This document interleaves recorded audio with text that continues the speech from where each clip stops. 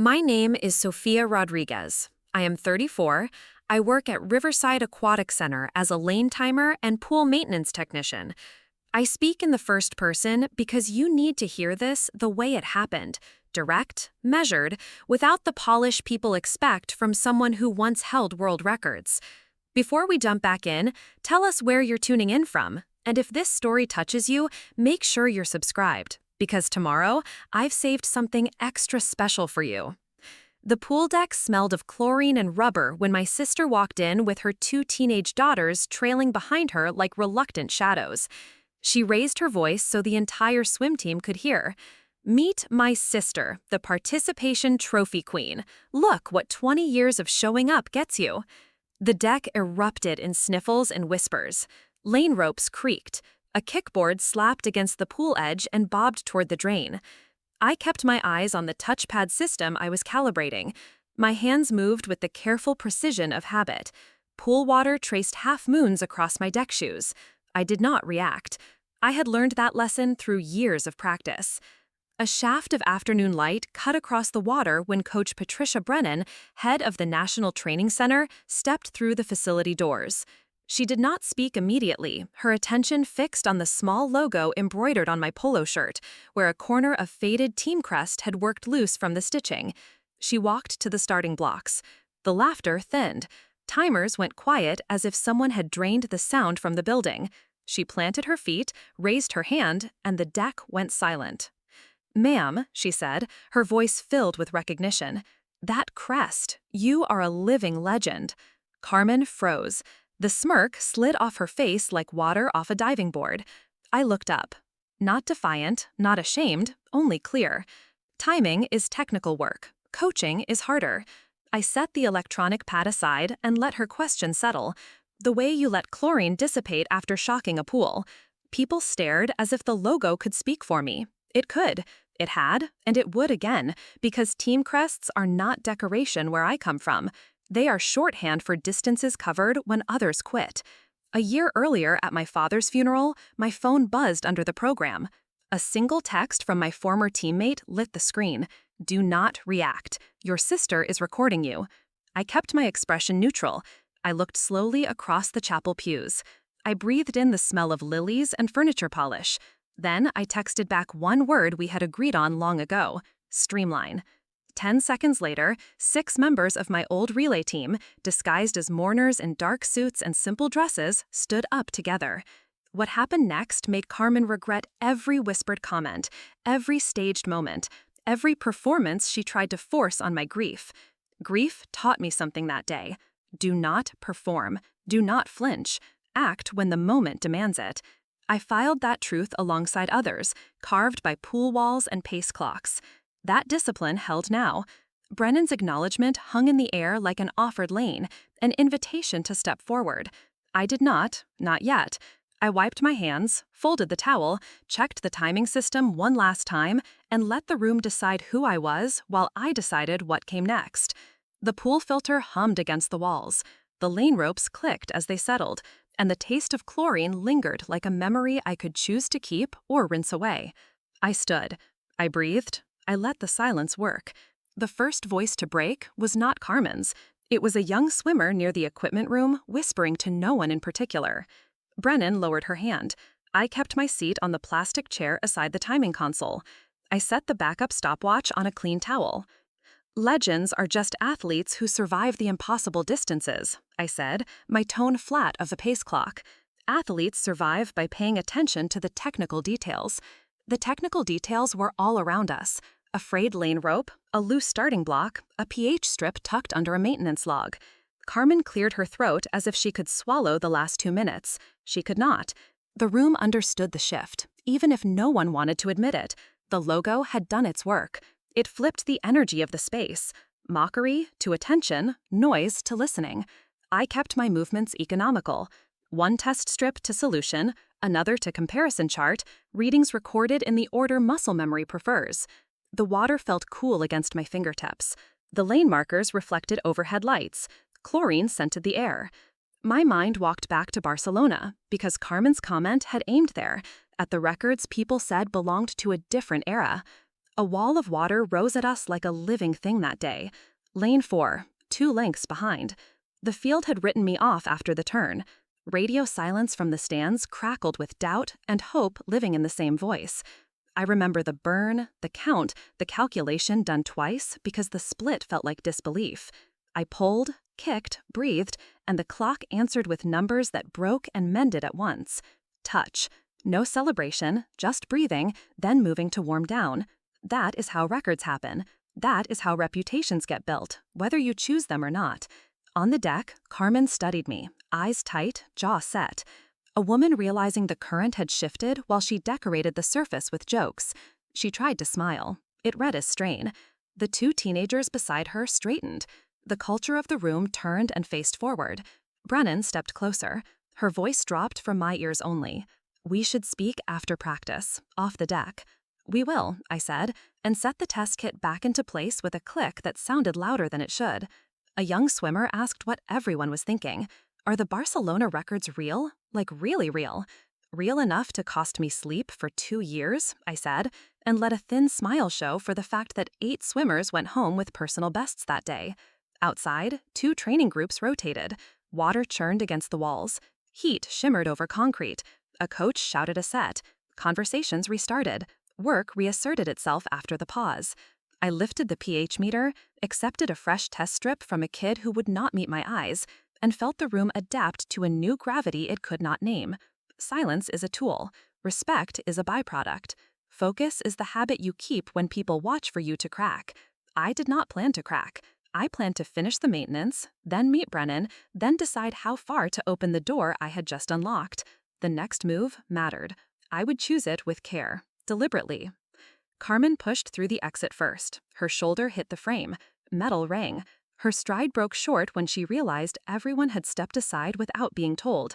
I watched her go. I did not chase. I did not apologize. I let her keep her pace because that was the only control she could find. The remaining parents pretended to check practice schedules. A timer turned without pressure. A clipboard hovered over a blank page. Coach Brennan stayed where she was, then closed the distance by 2 quiet steps. We should talk, she said. Not a command, an offer. After practice, I answered, away from ears, near the office. She nodded once, then softened her tone. Is the recognition what you wanted? It is what I allowed, I said. A signal, not a speech. The logo had not worked loose by accident. The corner had been tucked and untucked with purpose when I bent to check the drain covers.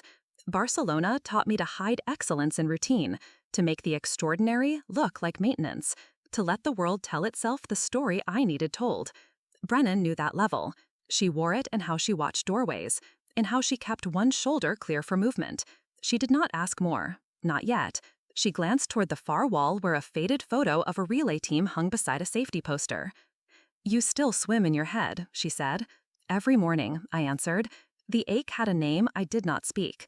It belonged to people who taught me to measure stroke rate with a wrist, to count by breath, to decide by technique when panic asked for speed. A gust hit the facility doors. A sliver of sun cut across the pool and lit the lane lines. I clipped the test results to the maintenance log, cleaned the equipment, and handed the duty sheet to the supervisor with a signature that said, "Finished for now." Brennan waited while I organized the chemical storage. She respected the process. You do not rush a person who is putting pool chemistry back in order. In the hallway, the noise of the deck fell behind us like distant water. The corridor smelled of concrete and coffee. A bulletin board listed training schedules. A photograph showed last month's regional meet. Life insisted on itself, even when recognition moves through it like undercurrents. Halfway down the hall, a young swimmer paused, then gave me a small nod. She did not seem to understand its weight. I nodded back. Simple. The acknowledgement athletes trade when something unspoken has been witnessed. At the door to the parking lot, Brennan paused.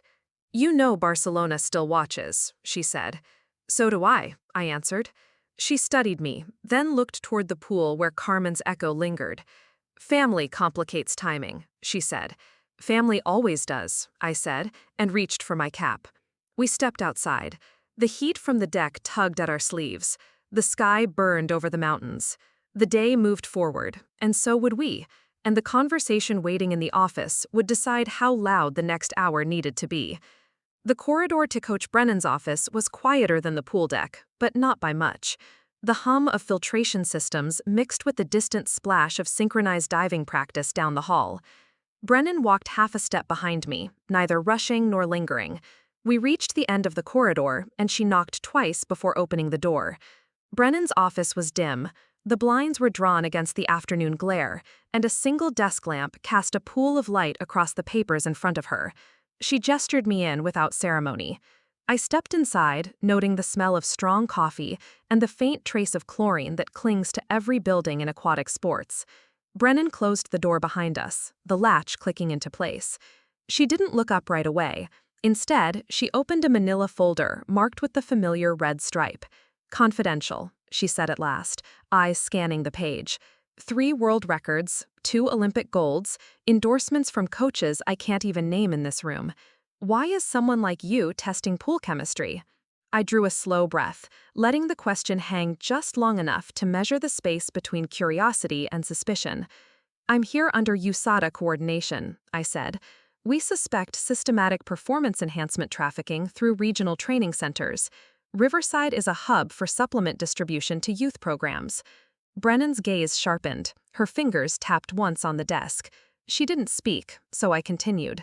"This position gives me access to the entire facility network during maintenance rounds. It also keeps me invisible.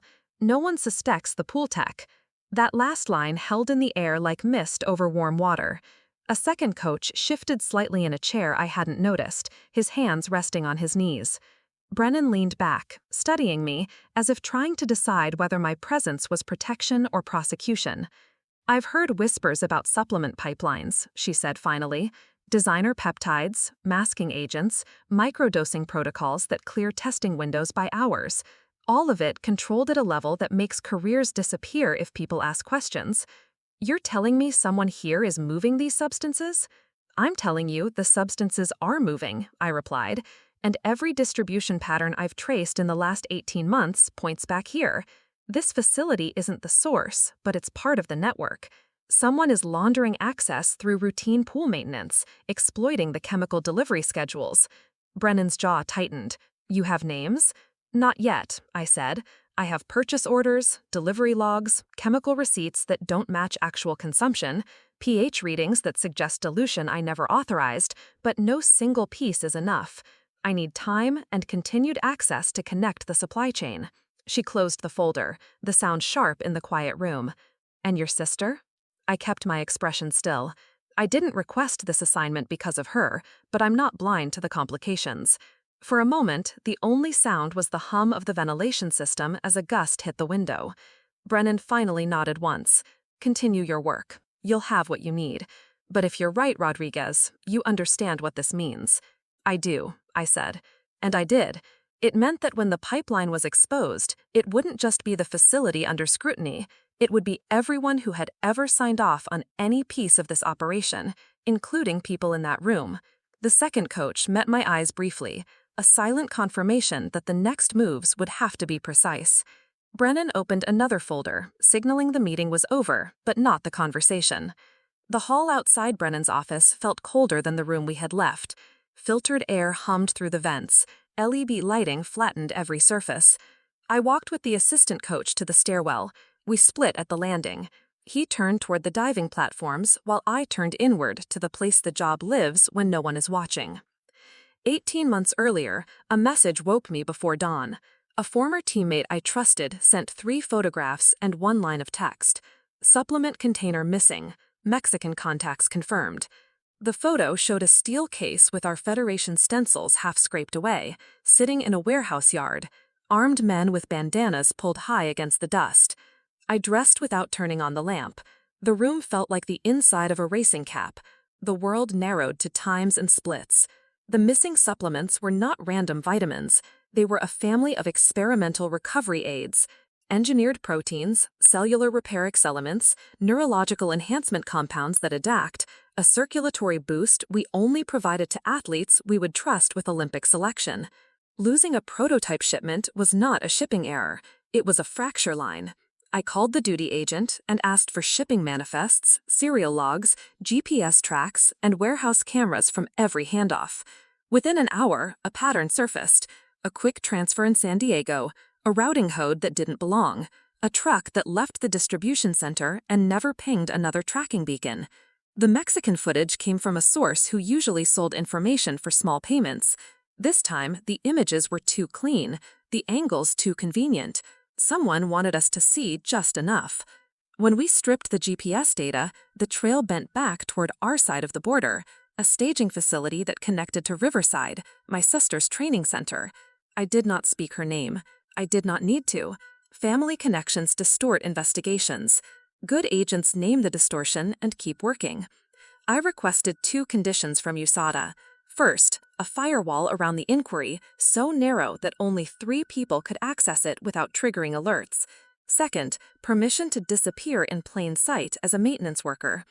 The agent measured me for a long moment, then asked whether I understood the cost. I did.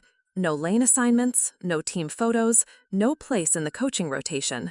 Contractor credentials, chemical storage access, long hours nobody logged because nobody believed they mattered. I signed the forms and completed certifications that justified my access to the facility. Mechanical, chemical, safety protocols. The quiet corners where people drop their guard because maintenance feels like background noise. Documentation became my camouflage, routine my cover, patience my weapon. When the transfer cleared, I drove through the Riverside gate with a plastic crate of test kits and a sentence I repeated until it felt like bone. Keep your profile small. Keep your observations sharp. I knew I would cross paths with Carmen. I knew she would not welcome me. What I did not know yet was how the missing container had traveled, who had signed the papers that gave it legs, which of our safeguards had been turned into stepping stones. I began where any good technician begins, with the small details. Chemical orders that didn't match pool size, timestamps that drifted, signatures that felt wrong, quiet questions at equipment deliveries, a map forming. Brennan nodded and waved me back to work. The signal felt clean, a lane opening on a crowded pool. In the doorway, the assistant coach shifted his shoulder to screen us from the corridor and kept his voice low. I'll cover for you if needed, but be careful. Leaks like this, they destroy people. I did not blink. Already have. The answer left my mouth before I shaped it. Words that had waited under my tongue since Barcelona. The picture rose with its usual speed. A teammate dropping to one knee beside the pool, her hand pressing the team patch on her suit as if she could hold the reputation in place. Red ink spreading across fabric, heat thinning the air. We trained to move past images like that, to compete, to live. Training worked. Memory persisted. The image stays because it tells the truth. Patches are not costume. They are balance sheets. Red ink balanced by breath. I adjusted my pace back to the corridor. Not fast, not slow, the walk of someone who belonged. The facility sounded different after meters like that. The same pumps, a sharper edge. I signed out of the office, cut through a storage bay where a technician cursed a stuck valve, and returned to the timing console. My station waited like an old friend, undramatic, ready. The maintenance log lay open where I had left it. I wrote 2 lines in the black letters I learned in college, then reset my test equipment by function and frequency, then checked the chemical storage for anything that did not belong. The assistant coach joined me 5 minutes later. No hurry, no theater. We stood with our backs to the pool, 2 people looking at water. Your access runs as long as I can keep the noise down, he said. If someone starts asking the wrong questions, I will get you clear. I nodded, gratitude measured small. I set monitoring on the supplement delivery logs, I said. Whenever a chemical order changes outside normal parameters, I get a silent notification. The notifications cluster near weekend deliveries and late evening shifts. Somebody likes routine and darkness. He exhaled once. Lazy patterns or practiced ones?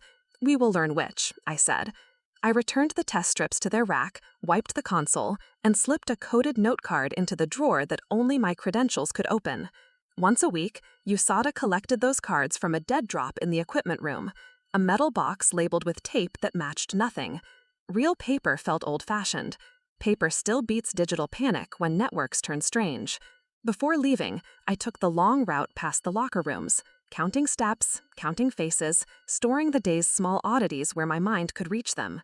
At the corner by the equipment cage, I saw Carmen waiting, arms folded, eyes bright with a shine that was not pride.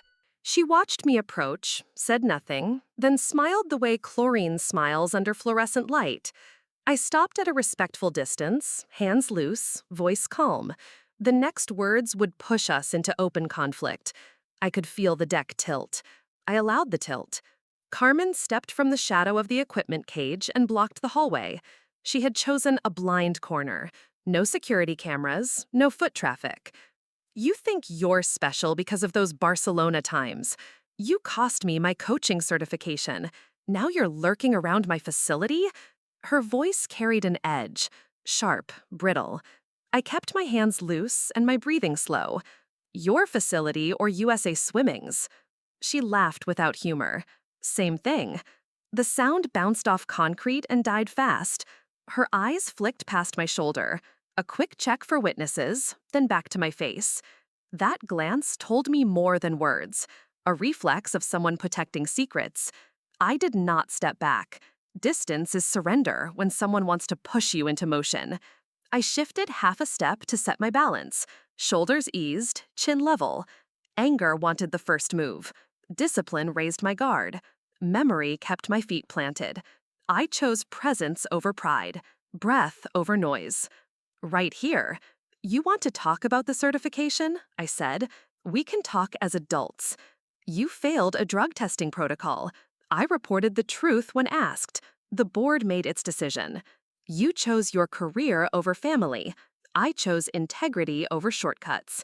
I let it sit, then added a valve to keep it from sounding like a sermon. And I would choose it again for you, for me, for anyone who trusts the system to be clean. She stepped closer. The smell of coffee and mint gum undercut by stress. Then hear this. Stay out of my lane. I am in my lane, I said. Testing, documentation, compliance. If your lane intersects, that is a protocol issue, not a personal one. Her jaw worked. You think that logo makes you untouchable? That logo reminds me who paid for my times, I said. It does not make me blind. For a beat, we heard only a vacuum cleaner and the echo of a diving practice. She looked down the hall again, then leaned in, red near her eyes. You are not welcome here. I am not here for a welcome, I said. I am here to do my job. She smiled, thin and fast. You always were good at making it sound simple. Simple is not easy, I said. You know that. The air tightened. Childhood arguments rose. Scraped knees. Last pieces of cake. Now in facility uniforms. If you have something to declare, do it on paper, I said. If you have something to hide, do not put me near it. She spread her hands as if to show she carried nothing, then let them fall. Watch yourself, Sofia. I am, I said, my voice quiet. The way you speak to live voltage, you should too. A pair of swimmers turned the corner. Conversation returned. The hallway sighed. She stepped aside without another word. I walked past. Steady pace, eyes forward, every nerve recording. By the time I reached the testing station, my hands were already back at work. But the map in my head had a new red mark where my sister had just stood. A warning, a promise, a place to watch until it moved or burned. Year of the audit, Carmen served as the facility coordinator for supplement distribution. Packages, seals, custody forms, and drivers who aged 10 years in a month. A shipment went missing between the distribution center and the training rooms. Not a single bottle or two, an entire case that should have been photographed at each handoff. The investigation started quiet and turned loud. I was called in as a witness because I had signed the inbound inspection 3 days earlier. Under oath, I said what the checklist demanded. The storage door had been left on bypass mode. The secondary lock was not engaged. The tamper seal showed a score line where someone had worked a blade under it. I did not speculate. I described. The board thanked me, then called Carmen into the same chair. I waited in the hallway and listened to the clock punch each second into my ribs. She came out with color high in her face and a smile meant for cutting. Later, she said I had chosen career over blood. I told her truth is what keeps athletes from destroying themselves. She did not hear me. By the end of the quarter, she had lost the certification. By the end of the year, she had learned how to turn every room into a trial. I was the defendant. She was both prosecutor and jury. We kept speaking, then only at holidays, then not at all. Memory does not travel alone. It brings smells and light with it. The day the auditors rechecked the storage room, the floor smelled like disinfectant. The afternoon sun cut through security mesh and laid a grid over our shoes. Carmen stood with her hands on her hips and watched a young coach reapply seals. The kid's hands shook. My sister laughed. I pulled her aside and said the laugh did not help. She said leadership did not whisper. I said leadership secured shipments. Months later, when our father's funeral brought us into the same pew, she would not look at me through the eulogy. I thought grief would bridge the gap. It did not. It deepened it. Back in the present, after the hallway standoff, I took the long way to the equipment room. At the corner near the office complex, I stopped because my instinct said to stop. Carmen stood outside in the parking lot with a man I did not recognize. The stranger wore a faded team tracksuit with an old Federation patch that did not match our current rotation. No name badge, a mismatched Velcro rectangle where credentials should have been. Shoes that belonged to a gym, not to a pool deck. He kept his shoulders turned so passing staff would see only his profile. Carmen leaned in. Their hands never touched. Their eyes did. I marked height, gait, the way the man favored his right ankle, the cadence of 2 short nods before he walked away. I checked the staff roster when I reached my station. No one fit. I wrote the details on a narrow card, folded it once, slid it into the equipment drop, then went back to the chemical testing. Small measurements, clean readings, steady breath. The work that looks like background until the lights come on. I kept watching the parking lot for his return. Night shift is when the facility tells the truth. Pumps breathe louder, people speak softer. I signed into the security camera console with my contractor credentials. The grid came alive. 12 feeds. Grainy, but honest. Bay 1 held a ladder against an empty lane. Bay 2 framed my station. The storage room lens stared through wire mesh. I rolled the timeline back 3 hours, then forward in 10-minute steps, then frame by frame through minutes that looked harmless. At 21:30, a shadow crossed the far door of storage. Carmen entered, cap low, shoulders tight. The man from the afternoon followed 1 breath later. Same faded tracksuit, no name badge, gait favoring the right ankle. They paused in the blind wedge where one camera yields to another. Practiced. I switched angles. Camera 12 caught an elbow. Camera 9 showed half a profile. Camera 3 near the chemical station held the clean shot. Carmen lifted a small black container. The stranger checked the corridor, then cupped his hand over Carmen's like a person taking communion. The pass lasted less than a breath, a move that would look like conversation to anyone not watching. My stomach tightened, pain and confirmation at once. This was not only a mission, this was family. The container rode in my sister's hand the way a baton rides a relay. I rewound and played it again with the volume up. The tiny click of plastic on skin spoke louder than any confession. I printed stills to the secure printer, wrote the timestamps in block letters, slid them into an envelope for evidence. Preparing and narrating this story took us a lot of time, so if you are enjoying it, subscribe to our channel. It means a lot to us. Now back to the story. I saved the clip to a clean drive, logged access under a routine quality check. Dull words to protect sharp truths. The room drew in. Memory rose with a fist. Barcelona, a teammate dropping to one knee, her hand pressed to a patch darkening under pressure. I set my hands on the console, let the wave pass, then returned to what the moment demands. I drafted a message for the duty agent and did not send it. Leverage first, confrontation second. I opened the USADA protocol binder, read the procedure once, closed the cover. I would not act angry. I would act ready. For a minute, I pictured walking to Carmen's office, knocking, asking when she forgot the oath we both signed. The picture burned out. Noise without leverage is a gift to the other side. I shut down the console, locked the drawer, checked the storage doors, counted clicks. The hallway waited empty except for a snack machine humming like a tired motor. The facility at night sounds like a pool at rest. Intent stored. I turned toward the exit and felt the map in my head redraw itself. The next line would be a trap, not a fight. I would set bait in daylight. Let routine carry it, then follow the current to the source. Family complicates chemistry. Integrity balances it. I walked into the cool before midnight and let the evening air dry the chlorine from my clothes. The decision made, the work begun now. I did not send the footage to USADA, not yet. Strategy first, revelation second. I walked to the far end of the equipment room where the signal holds and dialed the one number I keep memorized under pressure. Rodriguez, a voice said. Crisp, alert, still Barcelona in every syllable. Dolphin, I answered, the only call sign I still permit.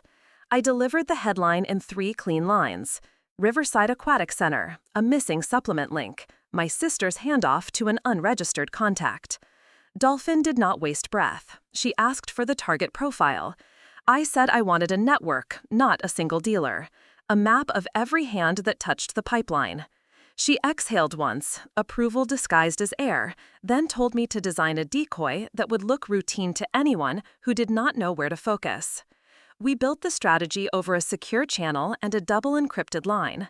A passive tracker paired to a honeypot container that mimics restricted supplement configs. Open the container, the beacon activates. The metadata streams back with location and pathway. Dolphin owned the technical side. I owned the delivery performance. The rhythms and documentation that would make the bait feel ordinary. We drafted a narrow chain of custody that would survive inspection, a delivery manifest, a transfer note, an innocuous routing stamp. The decoy needed familiar fingerprints. I printed a supply order for Carmen's section, not her name, her jurisdiction. Plausible enough that a distracted clerk would wave it through without slowing their hand. The journey would not be secret, it would be boring. A sealed package routed through receiving, then to chemical storage, then to a supply locker near the diving area. Tedium is camouflage. People relax when a package yawns. I scheduled each hop to coincide with shift rotations, the hour when attention loosens and small thefts learn to walk. At dawn, I briefed the assistant coach in 5 lines he could deny. I will move a decoy through normal channels. I expect someone to intercept it. I will contact you when they do. He did not ask who, he asked what stance to maintain. Eyes open, mouth closed, I said. He nodded and walked out like any other morning. I assembled the container at my testing station, gloves on, protocol open. The supplement profile built to look convincingly standard. Half the compartments were empty. The rest held powders with expiration dates that matched our real delivery windows. The beacon slept under a label with a dull name. When accessed, it would ping a relay and illuminate a corridor on Dolphin's screen.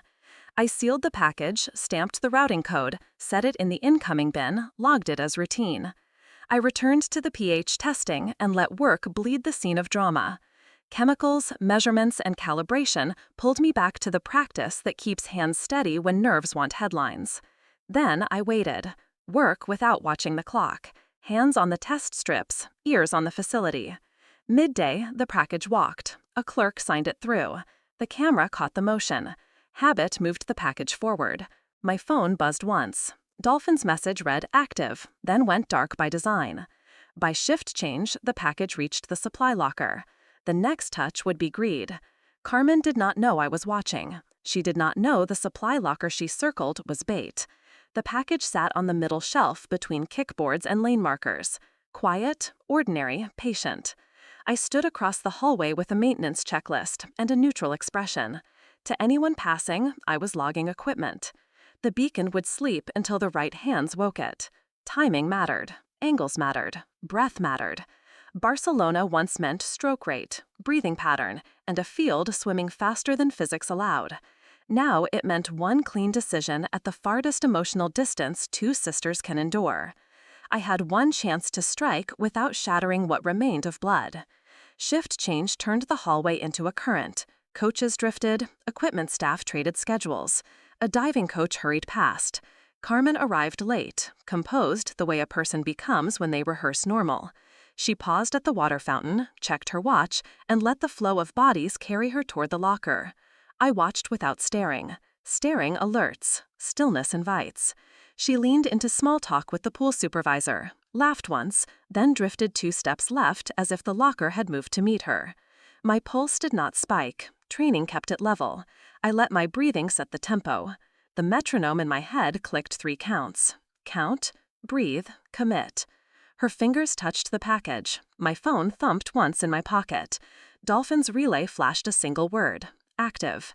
I did not move. Carmen did. She eased the package free, waited with a thumb, and slid it into a bag that matched her coaching materials. She closed the locker, smiled at nothing, and walked away with the gait of a woman pleased by routine that continues to obey her. I let 2 people pass before I followed. At the corner mirror, I read the hallway like a pool diagram.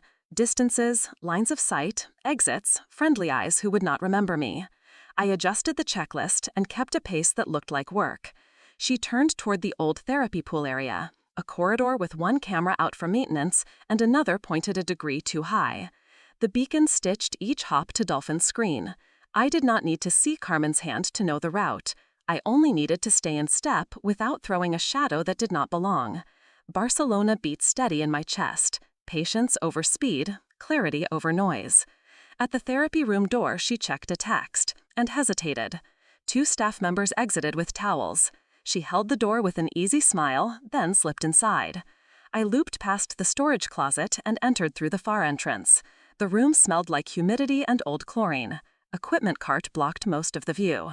I caught a sliver of Carmen's sleeve and an unfamiliar patch on the arm of a second person. My phone pulsed again. The beacon hopped to a new relay outbound. I exhaled once. This was the shot, formed by distance and time. I did not call USADA. I turned back to the hallway and let them leave without meeting my eyes. The map had updated. The current moved. The next moment to aim would come if I held steady. Night made the facility honest. Security lights painted hard edges. Shadows kept their shape. We staged the operation at the unused conference room behind the therapy area, the place newcomers forget because nothing important is supposed to happen there. USADA teams arrived in unmarked vehicles before sunset. They split into pairs, credentials tucked, radios on whisper.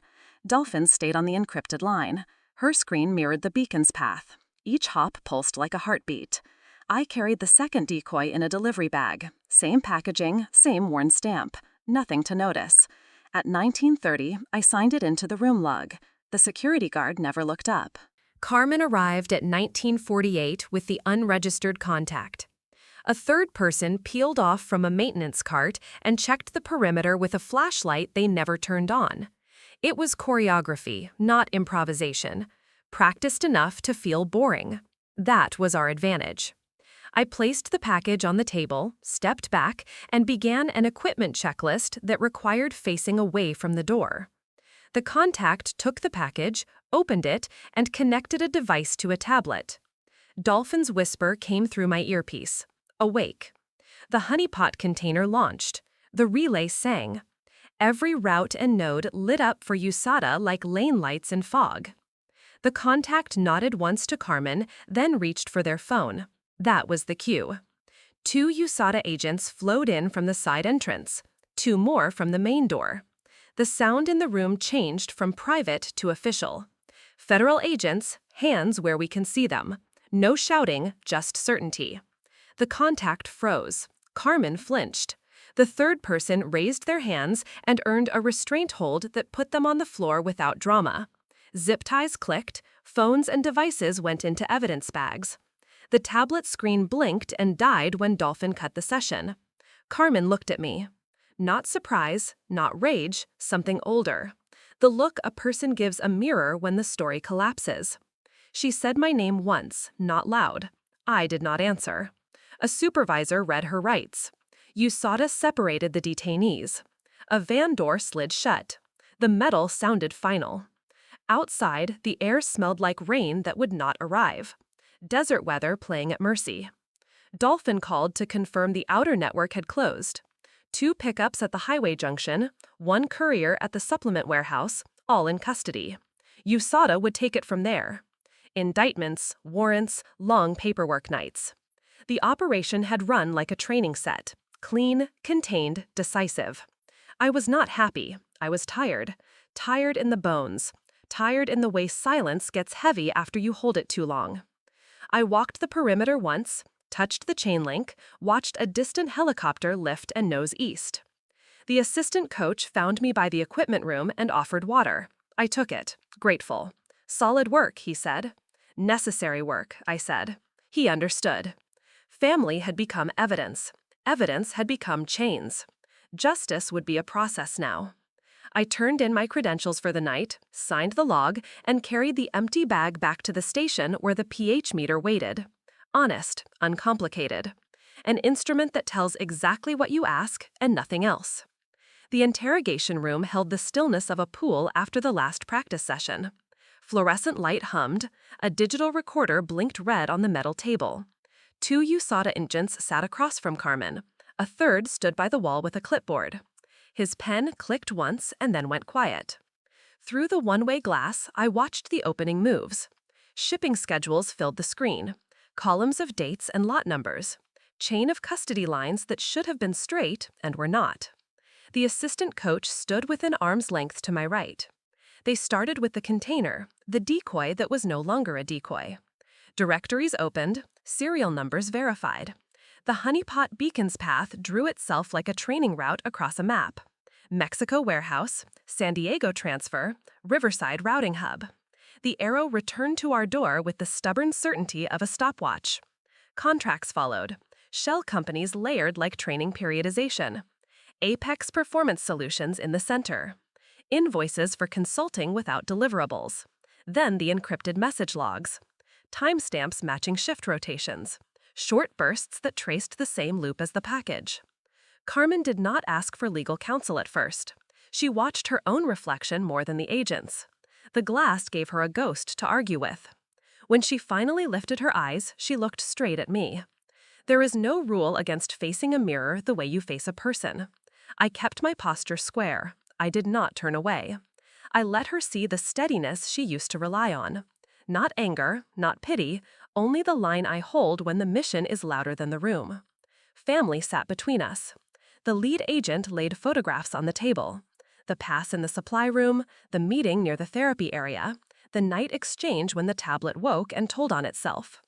He asked Carmen to explain the custody gaps, to name the man with the mismatched credentials, to account for payments routed through a youth foundation account that never funded a single scholarship. Carmen spoke carefully. She said the old audit had punished her unfairly. She said she was rebuilding credibility. She said she believed the contractor was legitimate. The agent slid bank records forward. Deposits and withdrawals formed a map anyone could read. The assistant coach did not move. Neither did I. Barcelona rose in the glass. A teammate pressed her palm to her patch and left moisture there. The ledger. No one escapes. Integrity keeps athletes clean. Integrity also keeps families from lying to themselves. I repeated it as rhythm so judgment would not outrun duty. The case agent asked one more question: whether Carmen understood the rights she had been read, whether she would continue without counsel. She nodded once, then shook her head, then asked for an attorney. The agents paused the recorder. Paperwork slid across the table. The air conditioning kicked on with a soft shudder. Carmen looked once more at the glass. I let every year we shared rest in my eyes. Pools and summers, arguments and winters. The day at our father's funeral when I stayed composed and chose the code word. This was not vengeance. It was gravity. Evidence has mass. It lands where it must. The recorder light went dark, the door opened, and I stood a little straighter, ready for the next weight to drop. The recorder light went dark, the door clicked, the hallway smelled like dust and copier toner. We stepped out to find a USADA captain waiting with a folder. He did not lower his voice. Brennan stood to his left. The assistant coach set his shoulders to neutral. Without Rodriguez, we wouldn't have found the pipeline. The sentence carried farther than he intended. A young technician at the printer paused mid-collation. A second later, his eyes met mine, then dropped. Rumor moves faster than chlorine dissipation. By dinner, the story had shape. By evening, had judgments attached. At one table, I heard she turned in her own sister. At the next, she saved careers. Sit down. Trays scraped, opinions clattered. No one looked at me directly. Everyone adjusted their volume 2 notches down when I passed. I carried my coffee. I sat at the end and read the maintenance manual like it was literature worth finishing. Back at the testing station, a folded note waited on my workbench. 3 words in block letters, for the sport. I slid the note under the equipment mat, then signed out a new calibration kit. Someone had penciled a single word on the whiteboard by the chemical storage. Snitch. I erased it without ceremony, wrote pH check due at 1600, and returned to work. The testing equipment does not care about gossip. It cares about accuracy, proper dilution, chemical balance, details that keep athletes healthy whether they like you or not. The assistant coach arrived with hesitation. Enough to check the room, not enough to read a sphere. That line in the hall will echo, he said. Let it. I set a test strip and wiped solution from my glove. People will pick a side before they pick a fact. He nodded, then added, you have my side, facts included. He left it there, the gift of a sentence that could weather a storm. Brennan called me to her office for 10 precise minutes. She did not apologize for the captain's volume. She did not need to. You will limit contact with potential witnesses, including your sister, she said. Let USADA handle the jurisdictions that are theirs. Understood, I said.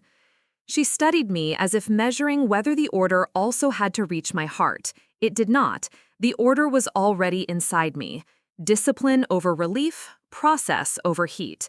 The young technician found me near the chemical wash that night, nervous, earnest, words tripping over each other. I heard what the captain said. I told 2 people. Now it is everywhere. I held his gaze so he would not drown in apology.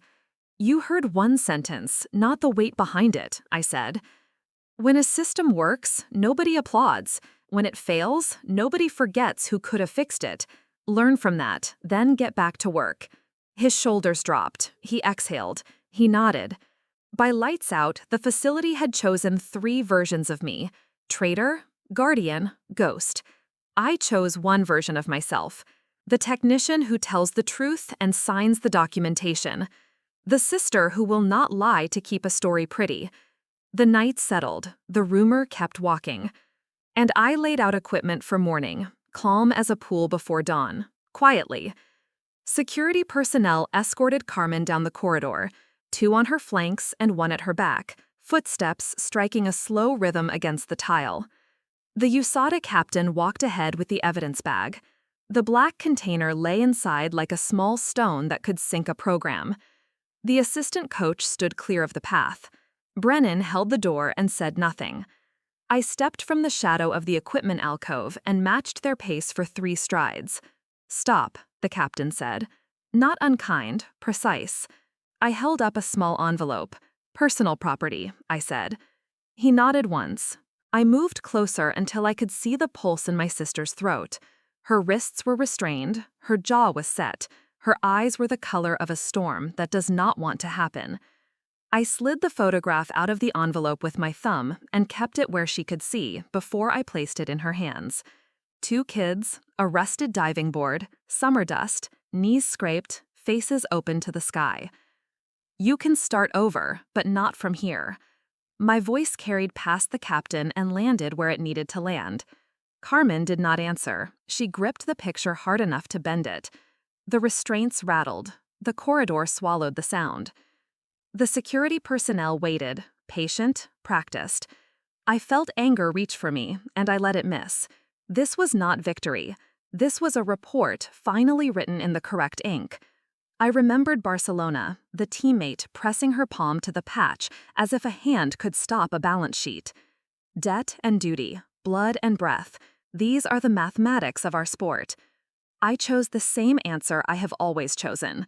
Tell the truth, sign the work, accept the cost. The captain signaled the column forward. Carmen glanced at me once more, a look that mixed blame, shock, and something like recognition. She did not speak. The door latch clicked after they passed. The hallway returned to the small noises of a facility that refuses to pause for drama. I stood there until the air steadied. The assistant coach came up beside me with a paper cup of water. You did what was required, he said.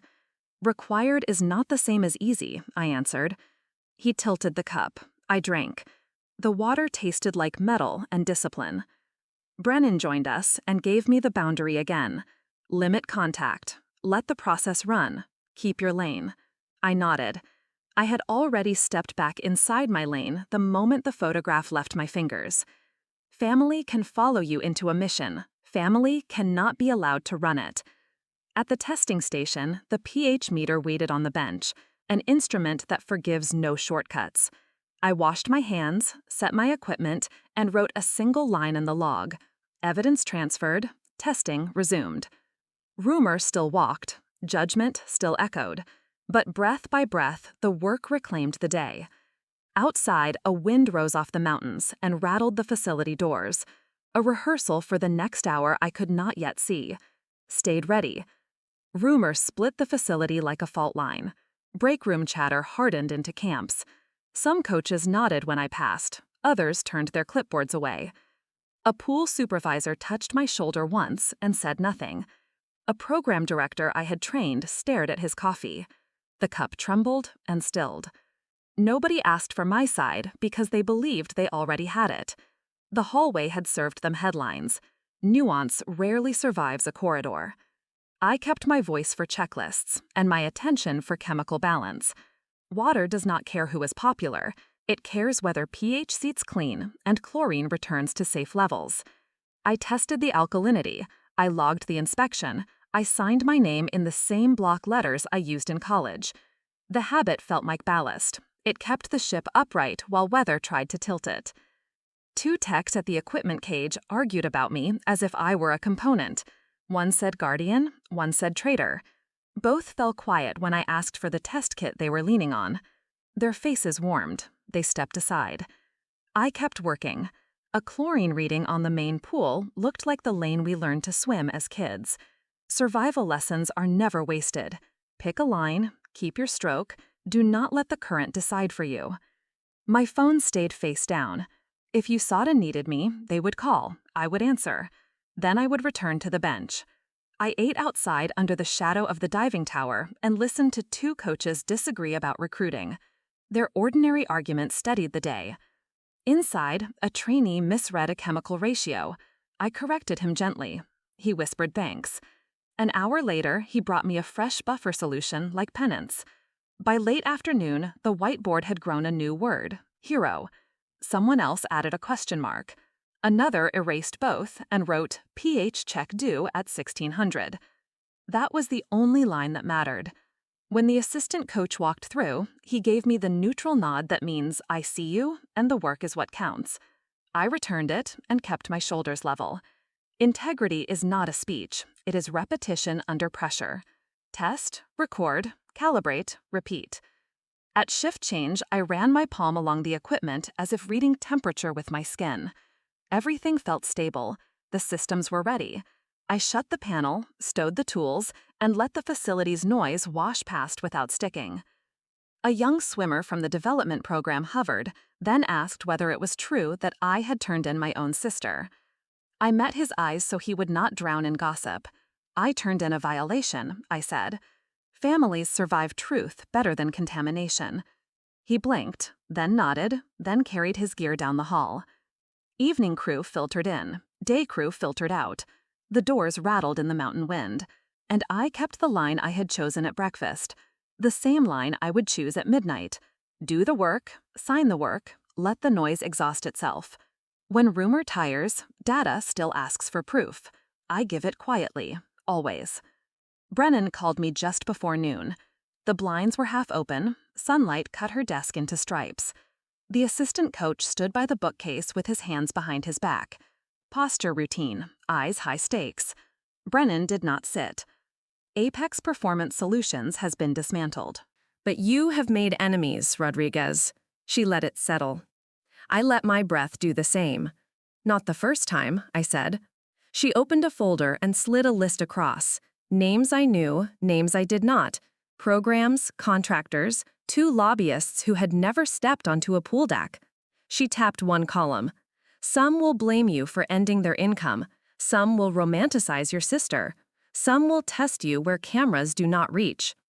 I read the list, asked for guardrails, promised discipline. I will limit contact with witnesses, keep documentation immaculate, route any approach through USADA. Brennan nodded.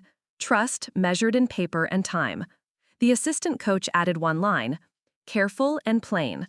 You are not alone in this, Sofia. He rarely used my first name at the facility. The choice carried weight. I know, I said, meaning it, keeping my voice level. Confidence should be quiet. Outside, heat lay on the concrete like armor. I walked the perimeter once, then returned to the testing station. A senior technician met me at the equipment door. For the sport, he said, repeating the anonymous note. For the sport, I agreed. We set to work. He checked filtration while I verified chemical levels. Testing restored order the way warm-up restores a swimmer after a stumble. Count, stroke, breathe. Competence replacing the buzz of opinion. A junior coach asked why certain readings mattered.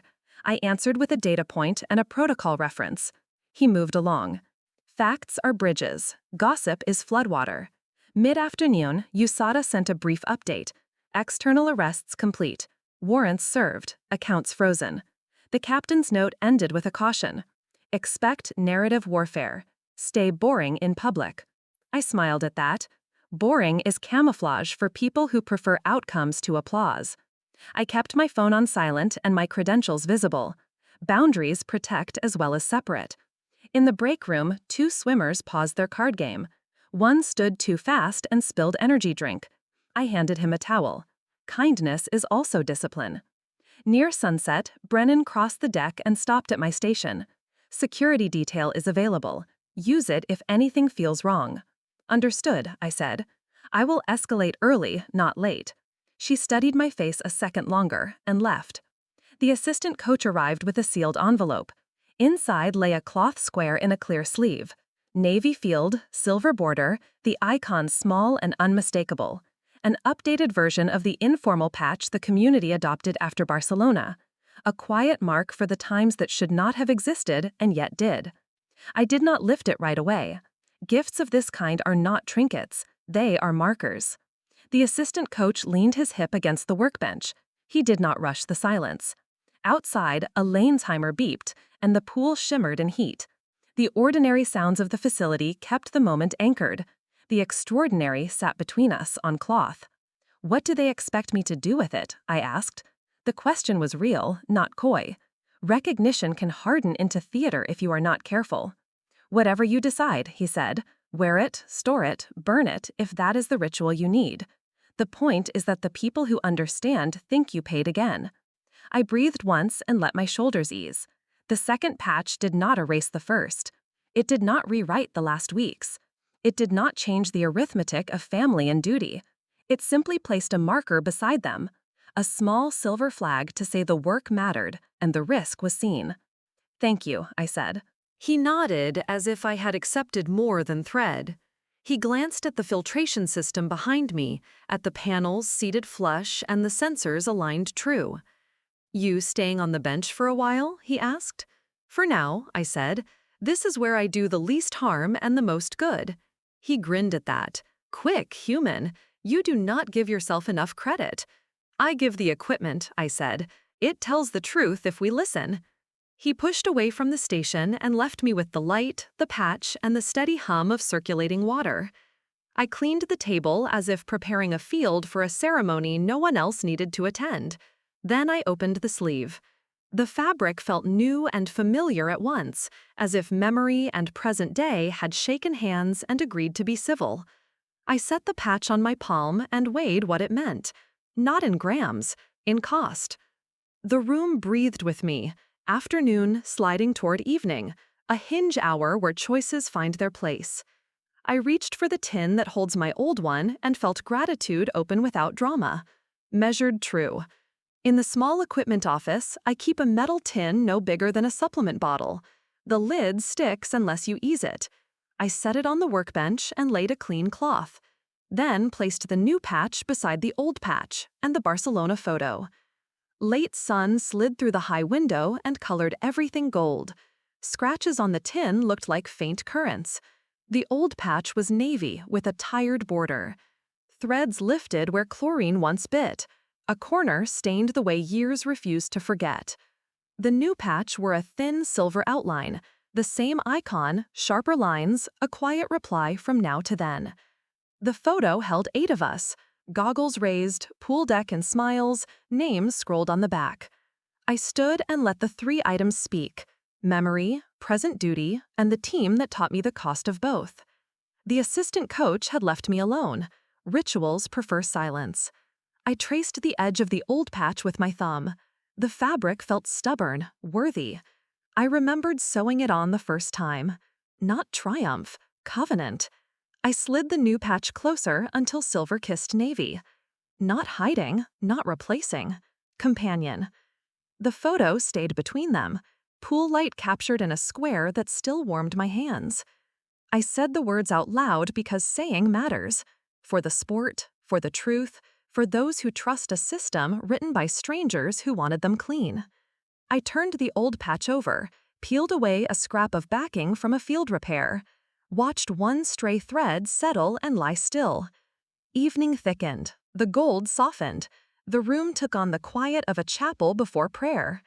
I slid the photo into the tin first, faces under metal, laughter sealed without being silenced.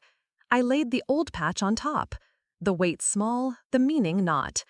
I did not close the lid yet. I let the new patch rest on the cloth, its silver edge catching light that dwindled but would not quit. Carmen's letter sat in my pocket, 2 careful lines that promise thought instead of noise.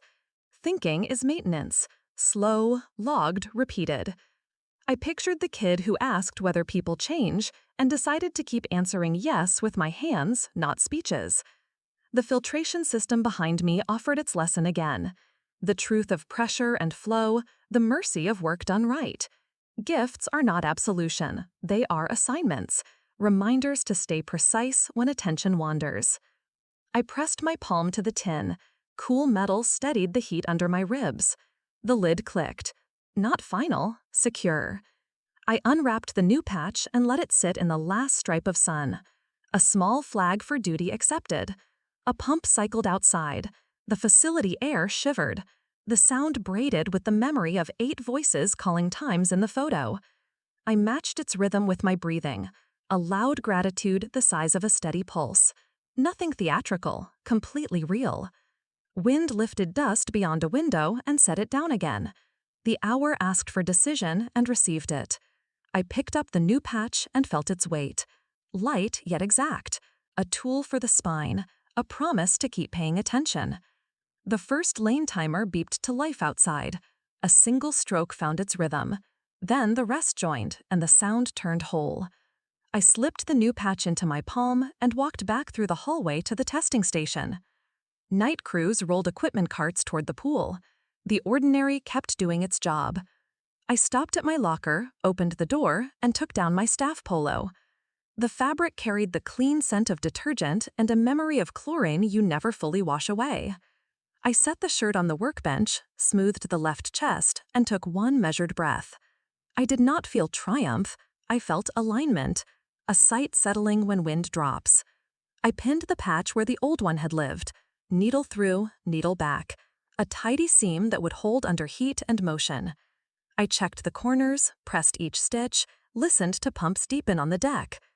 A pool supervisor walked by, nodded once, and kept moving. I zipped the shirt, felt the familiar give across the shoulders. I looked at myself only long enough to confirm placement, then pulled my sleeves down over the patch. No display, no announcement, just a small square of fabric doing quiet work near a steady heart. I returned to the workbench and ran my hands over the filtration controls one more time. Touch verifies what eyes claim. The sensors sat true. The flow aligned.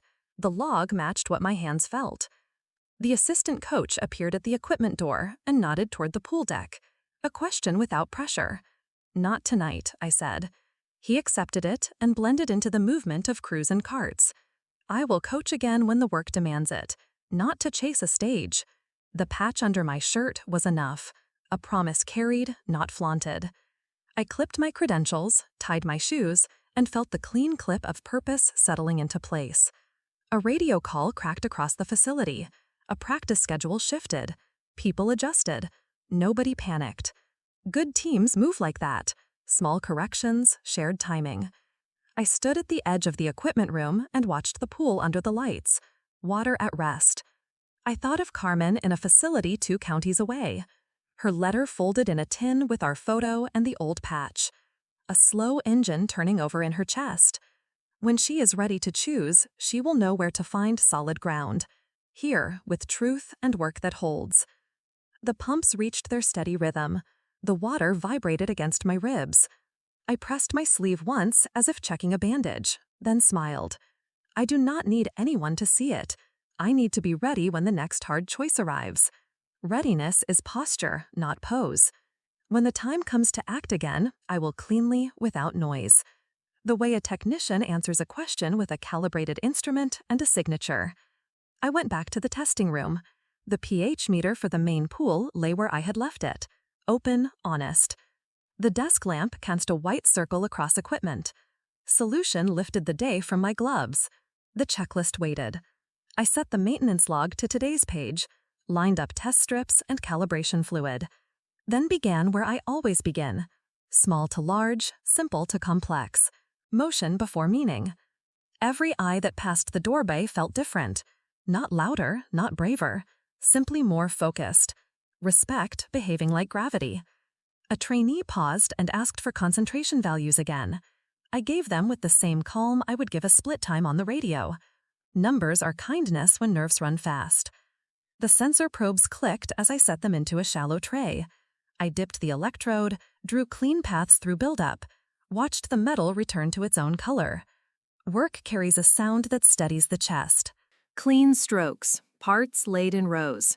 I could feel the new patch under my shirt like a taught lesson. Present, not performative. It did not pull my shoulder back or bow my head. It simply reminded my hands why they do not hurry.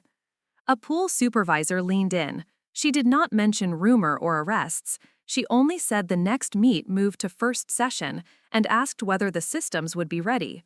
Yes, on time, within specs. She nodded and left with the relief of a person crossing a bridge they did not have to inspect. Between tasks, I wiped the sensor housing until the cloth came up clean. The third pass is where patience pays its quiet dividend. The facility carried on. Radios murmured. A rolling ladder squeaked. Someone laughed and then softened it. When people looked at me, they did not linger. They picked up a tool and matched the room. I prefer that version of attention. Useful, moving. I thought of the first week I arrived with contractor credentials and a toolbox bought with my own paycheck. How invisibility felt like shelter. How silence felt like armor. Neither is bad, neither is enough. Integrity wants action, and action wants documentation. I signed the mid-shift inspection block, checked the sensor calibration, set the parameters to the numbers that keep athletes safe. By the time night settled, the system had shed the film of the day and gained the readiness of tomorrow. I closed the housing, set my palm against the cool equipment, listened for anything my eyes had missed. The room gave me the hum of the pumps and the faint splash of late training far out on the deck. I shut off the light. Squares from the high windows turned dark. The metal kept its promise, to wait. Nothing fundamental had changed. The work still asked for the same patience, the same precision, the same honest pressure. What changed gathered near the doorway? Not ceremony, expectation. I clipped my credentials, stepped into the corridor with the steady breath I trust when days run hard. Behind me, the pH meter rested. Ahead, the facility returned to its rhythm. Within me, the line I carry stayed unbroken. Do the work, sign the work, let it stand. Steadily. Brennan came through the equipment room as dust settled on the floor. She did not call my name. She simply stopped at the edge of my workbench and gave a single nod. I answered with the same small motion. Acknowledgement without theater. Respect rarely needs volume. The assistant coach stood a few paces back, hands behind his back, eyes on the pool deck. Brennan glanced at the closed housing on the filtration system, then at the maintenance log, then at my sleeves. She was reading my tempo. People reveal themselves in how they finish a day. Nothing to add, coach. Systems are green for first session. She returned a short breath that counted as approval and let silence carry the moment. She spoke quietly, the tone leaders use when meaning must travel farther than the words. Your lane is clear, Rodriguez. USADA will handle the rest. Keep your documentation exact. Call early if shadows move. I said understood, then added a line. I will run a second check on supplement monitoring before competition. No changes will move without 2 signatures. She nodded. Alignment. The assistant coach stepped closer and placed a small wrapped sandwich on the workbench. He said you should eat. Fuel and judgment should both stay steady. I smiled once and said yes, this is not a sprint story. A junior coach approached, hesitated, then saluted awkwardly. His right hand shook a little. He thanked me for training notes I had written weeks ago. I told him to trust protocols and people in that order. Protocols rarely lie. He left looking taller. Brennan looked down the length of the facility. Crews moved with the unison of practice trust. Carts rolled, radios murmured. The facility breathed in patterns we build on purpose. She gave the smallest nod again, then turned away. Business elsewhere. Confidence left behind. After she went, the equipment chatter rose, a low hum that says a room keeps faith with itself. I put on clean gloves and ran a fingertip along the seam where the housing sits. Flush, secure. I wrote a final note in the log. Secondary verification complete, ready by 0600. The assistant coach and I walked to the door to watch the sky trade orange for blue. The mountains cut a sharp line. A single star showed. He said tomorrow will be a normal day, and if not, we will make it look like one. I said that is our craft. He asked whether the weight had shifted. I told him weight does not leave, it redistributes. You learn to carry it without dropping the things that matter. He accepted that answer and did not try to ease it. On my way back to the workbench, 2 techs cleared the aisle without being asked, then set their tools straight. I took the sandwich, wrote down the time I stopped, and noted the day had ended without a flare. Outside, a breeze slipped under the facility doors and carried the smell of dust and chlorinated air. Familiar, clean, real. The kind of air that tells a crew the night will be steady and the work will meet the morning ready. The nod Brennan gave still warmed the air. Not praise, permission to remain exactly who I have been all along. I locked the equipment drawer and stood with my hand on the workbench. The pH meter ready, the room quiet, the line inside me steady. I thought about Carmen, about the people we lost, about the new patch resting under my shirt. I am not only the pool technician. I am the person who knows when to keep silence and when to speak, when to hold and when to act, when to sign a line and when to refuse one. That is the craft I am keeping. Justice moved from rumor to record by patience and process, not by spectacle. My sister sent a letter instead of a speech. She chose to think. A door cracked open. Not absolution, not exile. I set that truth beside the Barcelona photo and let both rest without argument. Outside, pumps whispered across the deck. Staff checked equipment. A timer beeped once. The mountain air returned to stillness. I shrugged into my jacket and felt the patch pressed lightly against my chest. Not a crown, a compass. The night kept faith with the day. The work continues. Before we say goodbye, we would love to know where you are watching from. Is it a quiet morning with a warm cup of coffee, or a late night where stories like this keep you company? Tell us in the comments. We read every note with gratitude. If this story touched your heart, please consider following along, not only to hear more stories like this, but to be part of a community that believes in discipline, truth, and second chances. Thank you for spending time with us today. Wherever you are, carry this story with you. Remember this simple truth. Sometimes the recognition does not knock on the door. It waits quietly until you choose to open your heart to what you have always been. Take care. We will see you in the next story. I clicked the light off and stepped into the corridor. The floor cool under my shoes, the air clean in my lungs. I am not trying to be larger than the room. I am trying to be exact within it. When the next hard choice arrives, I will be ready. I will measure twice, decide once, and let action speak. Tomorrow, the patch will still ride under my shirt. The log will still ask for a signature.